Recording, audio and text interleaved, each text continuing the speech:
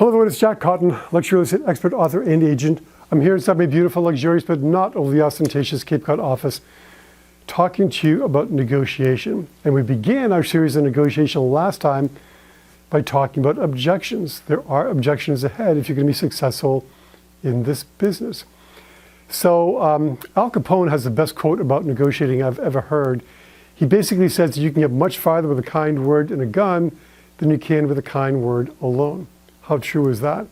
Unfortunately, we don't get to bring a gun on listing presentations. Unfortunately, we don't get to bring guns where we're showing our listings. So we have to be skilled with words, with timing, with dialogues. So let's think about how we can become better negotiators. Well, a good way to become better negotiators is to understand the dirty tricks that might be used against us. Now, one or two of these aren't really that dirty, and I'll mention ways that I've used them myself in negotiating situations when it's appropriate. But let's talk about some things that people might use against us. We want to recognize the tactic when it's being used. We want to question the tactic, but never the integrity of the person who's using the tactic. And as a last resort, always be willing to walk away. You know, in the book Getting to Yes, they talk about BATNA, B-A-T-N-A, best alternative to a negotiated agreement. When you have an out for yourself, it's very easy to leave the negotiation because you always have a backup plan ready to go. So always have your backup plan in the back of your mind. I'll talk about that a lot in our final session. But negotiation tactic number one is the wince. It's the wince. I mean, somebody just gives you this incredible look and it can be intimidating. It's often accompanied by silence or a sigh or a grunt or a groan. And some of these looks can be really dirty looks and very intimidating, and they can rattle you unless you understand what it is, which is a tactic, and say, oh, I recognize that tactic. He's using the wince on me. Big deal. Move on. Number two is silence. Now, when we first began this series, we talked about the 5 steps to handling objection, and the first one was to pause, which is silence. And silence is a tough one. People don't like silence, and oftentimes a person on the other side of the table, when you're talking about commission, they'll be silent, they'll just clam up, and then you'll get nervous and start blabbering away. The next thing you know, you've given away a point or two. Lance Morrow said, never forget the power of silence, that massively disconcerting pause which goes on, and may at last induce an opponent to babble and backtrack nervously. You don't want that to be you. So if you hear silence and you want to break the silence, that's okay if you want to give in first. Just be careful what you're saying. You can say something simple like, so what are your thoughts at this point? What are you thinking at this point?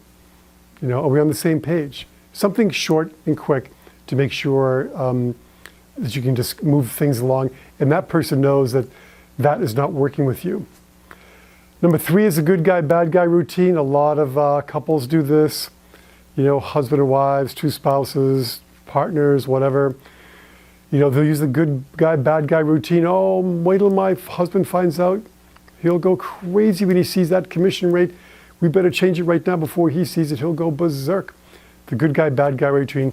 Recognize it for what it is. You see it all the time in real estate, especially with couples.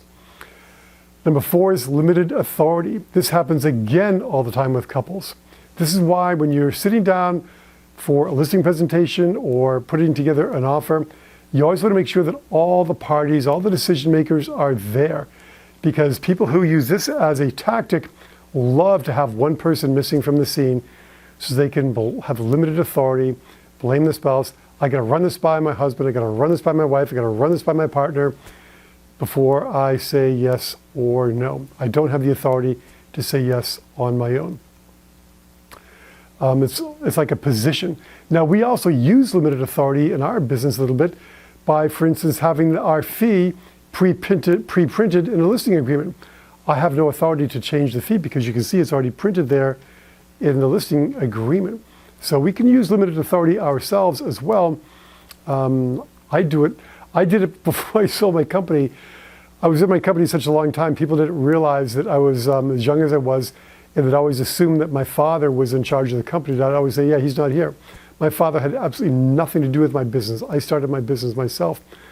But being young for so many years in the initial stages of my business, I was able to use that excuse all the time. I don't have the authority, my dad's not here, and work like a charm. But people use this also. This tactic also, limited authority. And it's typically done by blaming the other person in their family. So don't use dirty tricks yourself, but recognize them for what they are. Once you recognize them, you are less likely to be intimidated by them. So next time I'm going to cover 5 more dirty tricks that you can be aware of. In the meantime, don't forget, first Tuesday of every month, luxuryrealestateunplugged.com. Check out the website, ask some questions, send me an email, ask me about it. Somebody just did that today, asked me about the how it works, and try it out. You're going to like it. But anyway, until next time, make it a great week.